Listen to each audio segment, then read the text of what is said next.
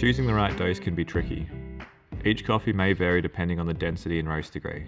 The dose needs to suit your basket size. Once tamped, your coffee should sit about 1/4 of an inch below the edge of the basket. This will allow the coffee to expand just enough to allow the water to run through evenly.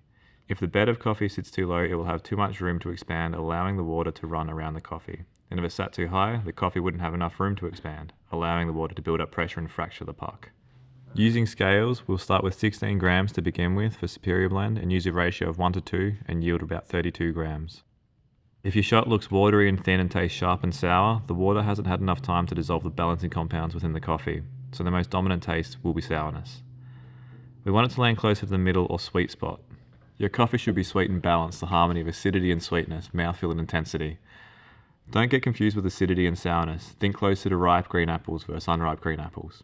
To increase the amount of sweetness, we're going to increase the contact time and close up the gaps between the coffee particles by grinding finer. If the coffee is too weak or too intense, adjusting the yield or how much espresso you produce will allow you to control the dilution.